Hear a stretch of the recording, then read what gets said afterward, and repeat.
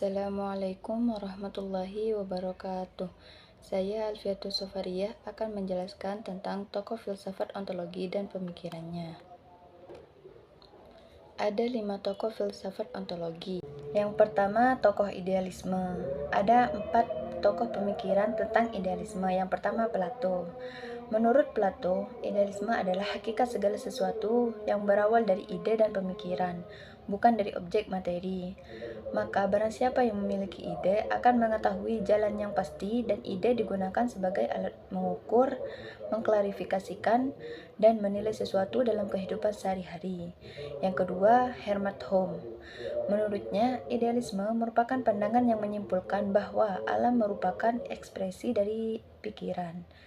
Dan menurutnya bahwa substansi dari dunia adalah dari alam pikiran, serta hal-hal yang bersifat materi dapat dijelaskan melalui jiwa. Yang ketiga, George R. Knight. Menurutnya, idealisme adalah suatu penekanan pada realitas ide, gagasan, pemikiran, akal pikir daripada suatu penekanan pada objek-objek dan daya-daya materi. Akal pikir adalah sesuatu yang nyata, sedangkan materi adalah akibat yang ditimbulkan oleh akal pikir. Dan yang terakhir yaitu Immanuel Kant. Ia menyebutkan bahwa sesuatu itu datang dari akal murni dan tidak bergantung pada sebuah pengalaman. Yang kedua yaitu tokoh realisme. Ada 2 tokoh pemikiran tentang realisme. Yang pertama, Aristoteles. Dunia materi nyata tidak tergantung pada pikiran manusia. Realisme menganggap bahwa realitas ada sebelum disadari oleh pikiran dan tetap ada meskipun tidak dipikirkan.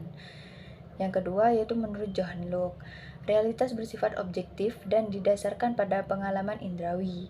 Ia mengingkari adanya kebenaran akal. Yang ketiga, tokoh nihilisme. Ada 2 tokoh pemikiran tentang nihilisme. Yang pertama, Friedrich Nietzsche.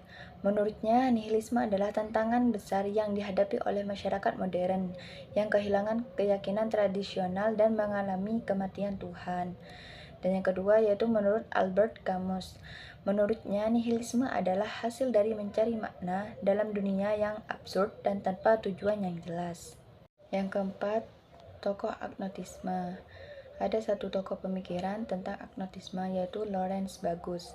Ia meyakinkan bahwa kita tidak dapat memiliki pengetahuan tentang Tuhan. Yang terakhir yaitu tokoh materialisme. Ada 3 tokoh pemikiran tentang materialisme. Yang pertama, Marx. Marx menekankan bahwa materi, khususnya kondisi sosial dan ekonomi, memainkan peran sentral dalam membentuk masyarakat, bukan hanya gagasan abstrak. Materialisme dalam pandangan ini melihat manusia sebagai subjek yang sadar, aktif, dan memahami realitas sekitarnya sehingga mampu mengerti, berinteraksi dengan dunia. Yang kedua, menurut Demokritos. Menurutnya, nilai tertinggi dalam kehidupan manusia adalah keadaan batin yang sempurna. Hal itu biasa dicapai apabila manusia bisa menyeimbangkan faktor ke dalam hidupnya, seperti kesenangan, kesusahan, kenikmatan, dan tantangan. Dan yang terakhir yaitu menurut Ludwig Feuerbach. Menurutnya, materialisme yaitu suatu etika yang humanistik dan suatu paham yang menjunjung tinggi pengenalan indera. Dan menurutnya yang ada hanyalah materi dan tidak mempercayai alam spiritual. Sekian dari saya, kurang lebihnya mohon maaf. Wassalamualaikum warahmatullahi wabarakatuh.